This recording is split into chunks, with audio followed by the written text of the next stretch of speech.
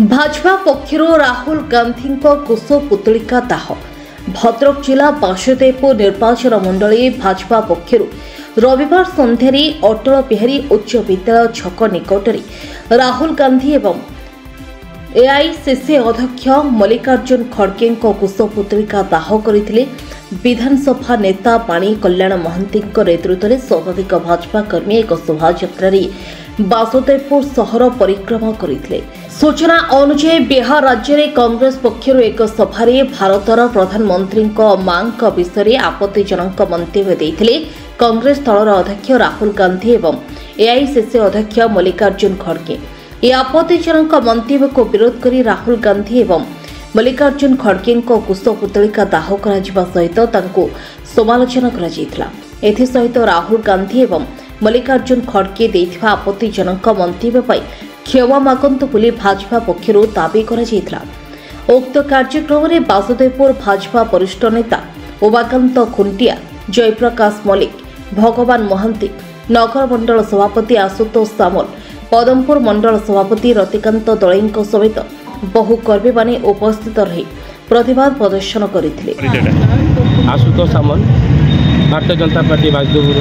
नगर मंडल सभापति। आज जो कुश पुतलिका दाह कले कौन कह आमर जो बिहार रे जो आमर कांग्रेस तरफ रैली होता से रैली रे स्टेज रे आमर राहुल गांधी भाषण देला बेले आमर यशस्वी प्रधानमंत्री माँ को कटाक्ष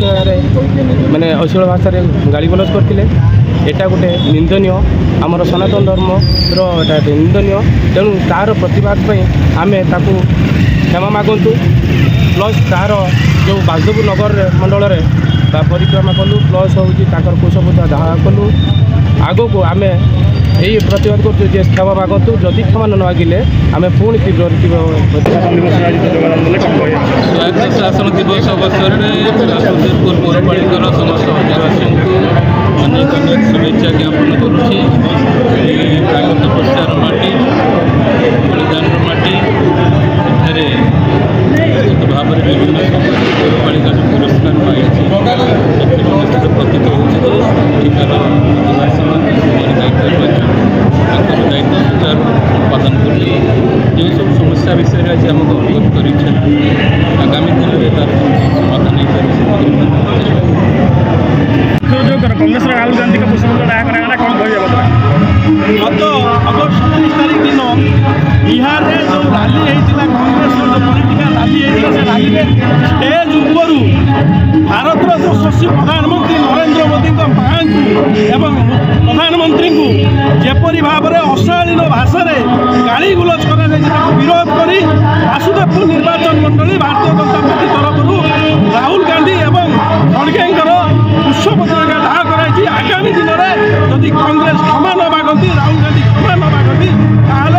विक्षोभ आउरी तीव्रतर हम। Bhadrak Basudevpur Ranjan Mallik report news 88 Odisha.